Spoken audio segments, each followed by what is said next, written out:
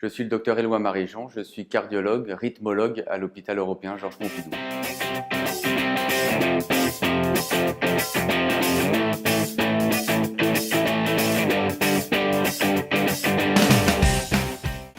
Les accidents vasculaires cérébraux, 150 000 événements l'an dernier en France. Qu'est-ce qu'un accident vasculaire cérébral? C'est la survenue brutale d'un déficit moteur ou sensitif. Je ne peux pas lever le bras. J'ai d'emblée et de façon soudaine la moitié de mon cœur que je ne peux plus mobiliser. Ou des troubles du langage. En tout cas, une survenue tout à fait brutale sans aucun signe annonciateur.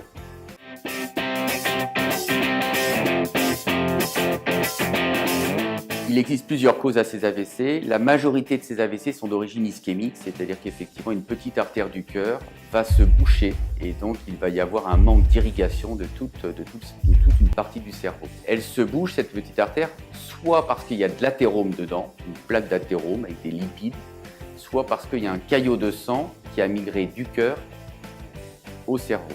Alors pourquoi un caillot de sang se crée dans le cœur? Eh bien effectivement la cause principale de ces caillots de sang c'est les arythmies cardiaques et notamment ce que l'on appelle la fibrillation atriale. La fibrillation atriale c'est une désorganisation complète de la contraction des oreillettes du cœur qui va faire que le sang va stagner et on va voir apparaître des caillots de sang qui vont pouvoir donc être envoyés et migrer dans les artères du cerveau. C'est un élément essentiel à mettre en évidence puisque les patients qui développent cette fibrillation atriale, on va pouvoir leur proposer un traitement anticoagulant à vie pour diminuer très nettement le risque de récidive. Et puis, de temps en temps, finalement, on a beau chercher, on ne trouve pas de cause à l'AVC, c'est ce qu'on appelle les AVC inexpliqués. Et chez ces patients-là, malheureusement, comme on n'a pas identifié de cause, c'est beaucoup plus difficile de prévenir la récidive.